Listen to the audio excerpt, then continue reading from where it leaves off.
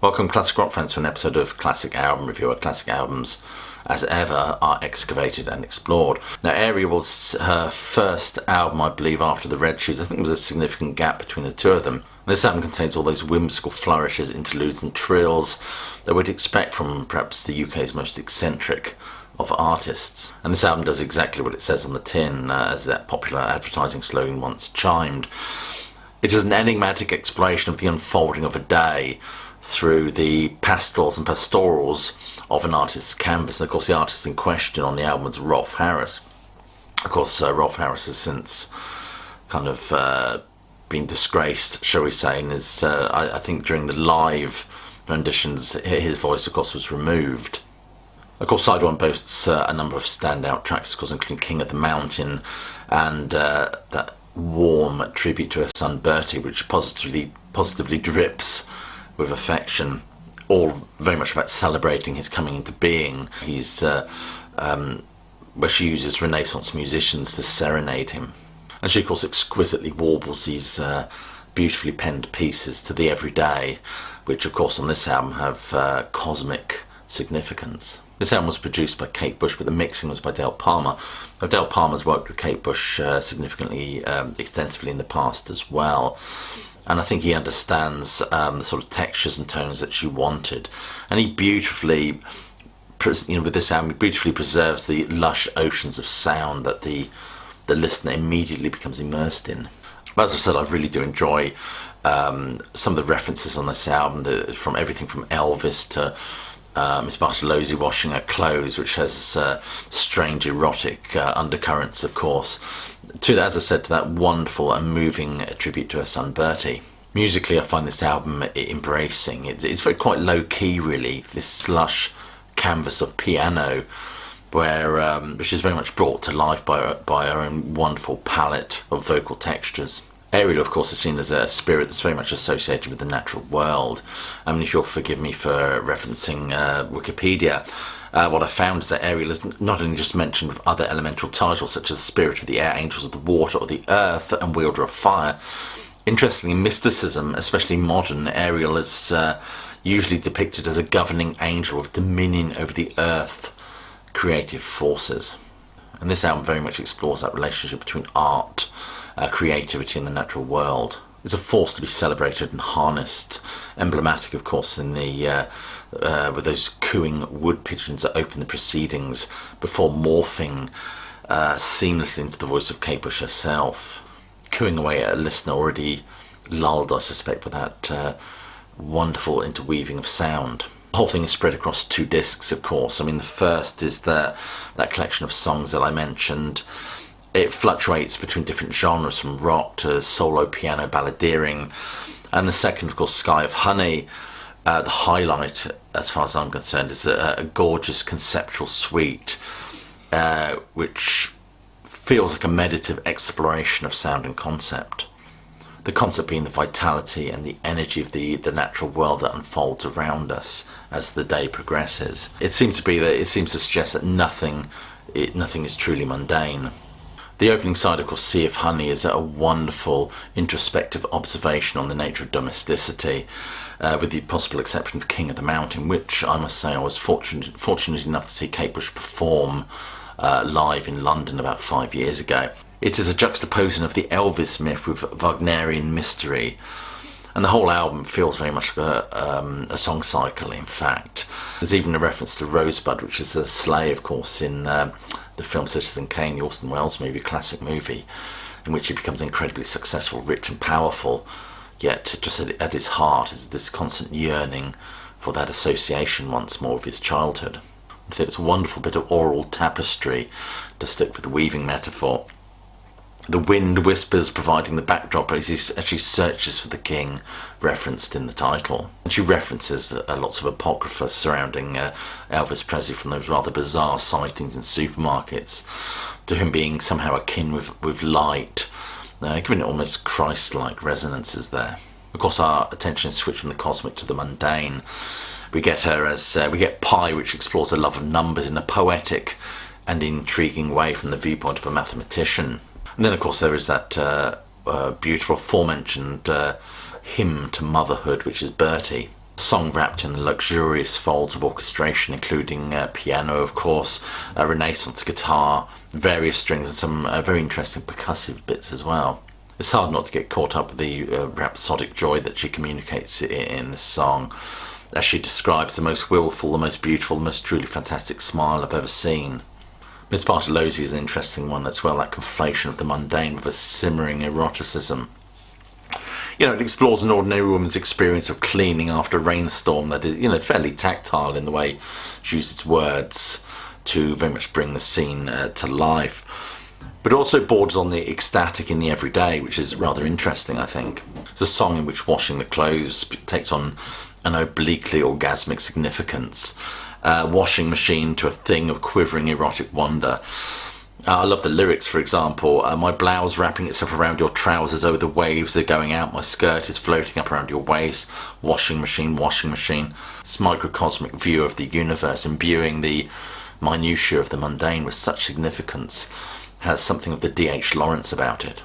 I love the way language just slips into sounds, as if language could not in any way, can no longer express that wave of emotion that she's experiencing. She's reduced to words like slooshy, sloshy, slooshy, sloshy. And, this is further explored in How to Be Invisible. And the mysticism of domestic love just resonates through this one. I love the lines, for example, hem of anorak, stem of wallflower, hair of doormat. Is that autumn leaf falling, or is that you walking home? It's just lovely stuff. There was a real sense of domestic contentment here. An album all about everyday epiphanies. Act 1, of course, ends with the achingly beautiful Choral Room, which is apparently a track recorded one take in a darkened room. It's a track dedicated to Kate's mother, or more specifically, her mother's passing. It's the only track on the album to be just Kate and a piano, which lends to, which gives it a devastating intimacy. And it very much embraces those themes of love and loss. In fact, in an interview in 2005, I believe, Kate Bush told the BBC that there was this little brown jug, and the song is really about the passing of time. I like the idea of coming from the big, expansive outside world of sea and cities into this very small space. It's talking about a memory of my mother and this little brown jug. As I've said, the real tour de force for me is Sky of Honey, 42-minute meditation on the passing of a day. It's lushly romantic in its tones and textures, almost pantheistic as we're treated to this. Delicate string arrangements, hymnal piano chords and vocal choruses, flamenco guitar, all there to celebrate this diurnal round. You can summarise the whole thing as, the sun comes up, a pavement artist has observed birds sing, of course. It rains, there's a moonlight swim, and then the sun comes up again. Not a bad day at all, methinks. The opening, of course, is beautiful, as I said, with those cooing pigeons morphing seamlessly into Kate Bush's own voice. It's imbued with the grace of the early morning birdsong as the dawn chorus very much sets the tone for this exploration of a day. The poet Philip Larkin famously said, "Days are where we live." And we get that sense of almost mindful observation that runs through this track. And there's a son, of course, who's referenced as the sun in the credits. It's a pun which alludes to Hamlet, I believe. We have him intoning, "Mummy, Daddy, the day's full of birds." Sounds like they're saying words. And this, of course, is punctuated with the piano as she sings of love, marriage and nature communing in a kind of rhapsodic crooning. It is indeed a love affair with the everyday moment. It's almost like a pain to mindfulness in some respects. But also it's very much about being aware of one's own existence, and the drama unfolds during those quieter moments. It is as we're left in the presence of stillness. I love Architect's Dream. The fretless bass on that provides a very languid quality to it. We get that impression of drifting. And this is where our protagonist, I think, encounters the street painter. We get lyrics like the flick of a wrist twisting down to the hips, so the lovers begin with a kiss. This languid style of music intertwines with the music. It's almost post-coital, really, as the listener engages in what all music calls a casual voyeurism.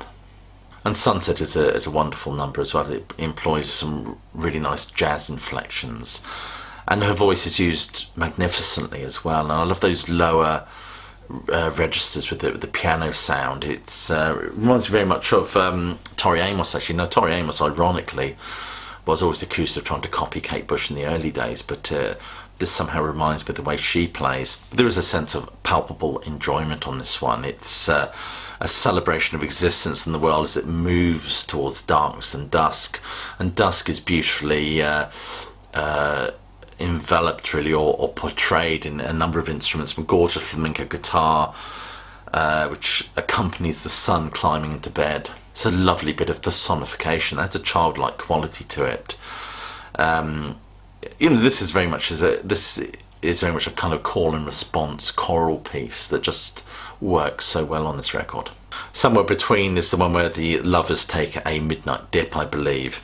They embrace the encroaching night. Nocturne commences, shadows, stars are all referenced. Of course, it provides, to use the artist metaphor again, it's almost as if she's filling the canvas for all these images of a day unfolding and closing. And the ocean, of course, as the lovers metaphorically dive into the ocean as well. The rhythm of the song definitely asserts a sense of nocturnal congress. As the use of metaphorical instrumentation is used beautifully here. The funky electric guitars, keyboards, and they just strum away until sunup.